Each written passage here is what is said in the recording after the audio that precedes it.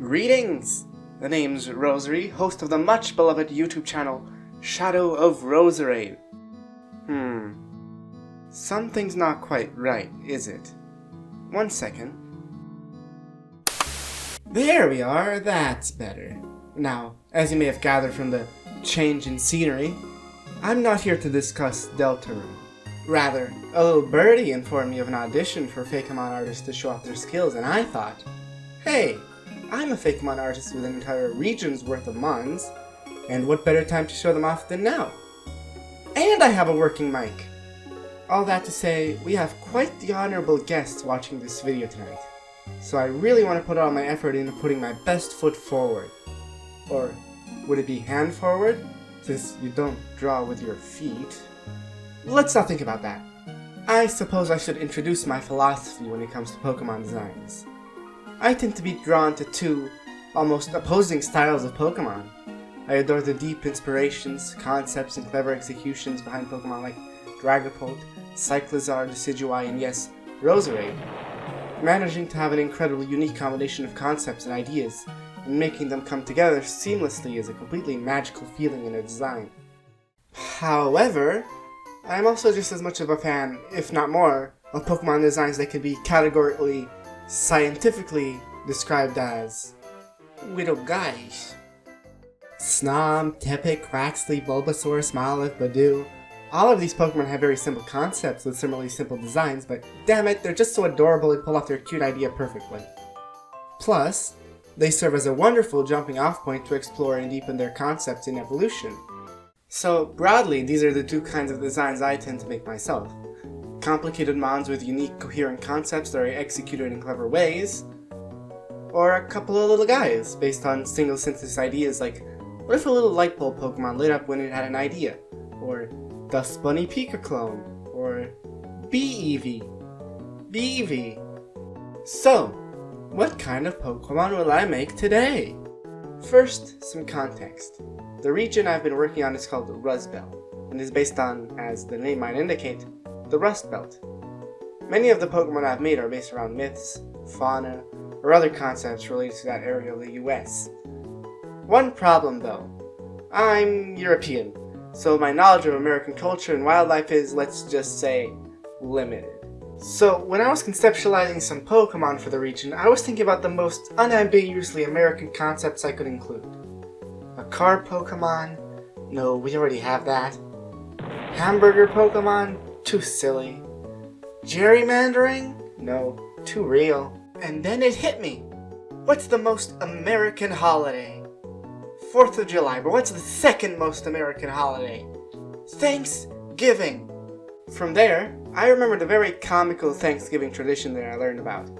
Apparently, every Thanksgiving, the president pardons the turkey, saving it from being slaughtered and allowing it to live a peaceful life on a farm, instead of ending up on a dinner plate. On its own, it's already quite the strange tradition, but the wording of it stuck out to me. Pardoned?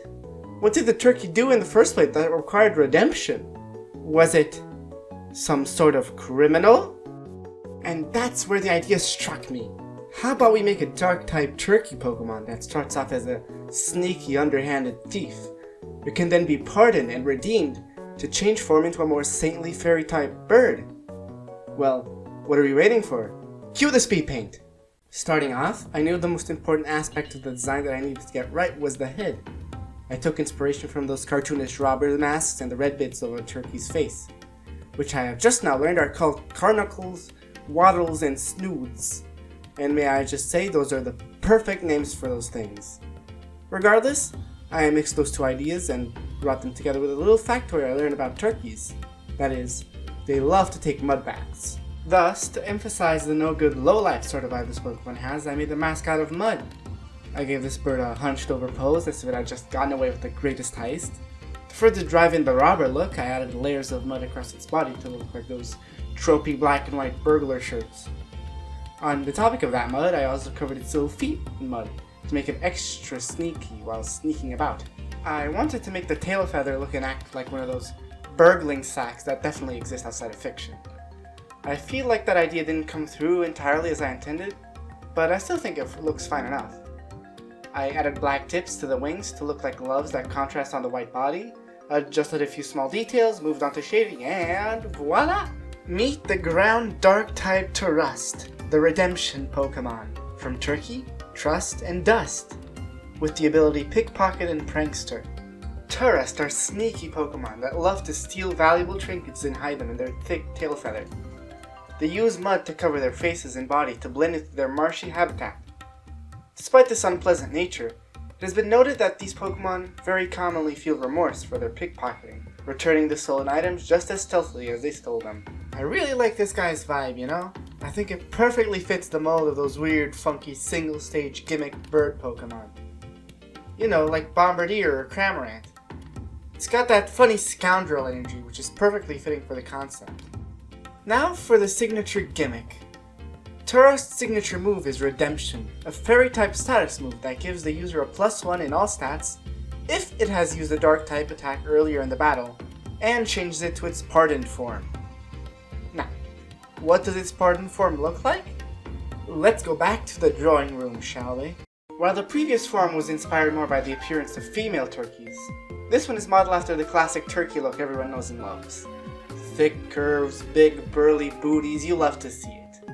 Aside from that, I took strong inspiration from classical depictions of Catholic saints, with the funny bishop hat, the long robes, and of course, using those fan-like feathers turkeys have to back its head like a halo. I kept the funny drippy muddy nose beak, as I felt it was a crucial aspect of the Pokemon's identity, alongside its mask. I changed the head design as I also wanted to keep the mud mask, but recontextualize it as some saintly robes that also look like the beards of some saints. I spent a bit adjusting the shape of the wing hand before adding some color, before going back again and readjusting the way the white robes were structured, more clearly separating the tail from the rest of the body.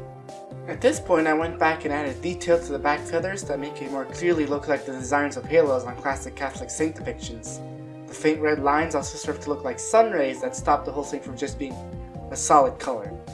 Introducing the ground fairy type Turust Pardoned form. Turust's Pardoned form is achieved once a Turust realizes the error of its ways and is given a chance at redemption. These Pokemon are highly gracious and kind, always willing to help any Pokemon or human in need.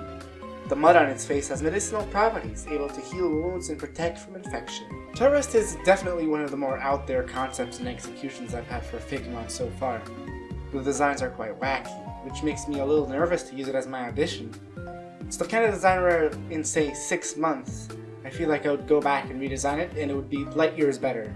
Regardless, I felt like I needed to show off my skills in conceptualizing a Fakémon, rather than just my designing chops by redesigning with my old concepts. Anyway, that's all. If you've enjoyed the video, subscribe, share, all that jazz. If you're Ron, I am up for your consideration. If you're not Ron, don't expect all that much consistent Pokemon content.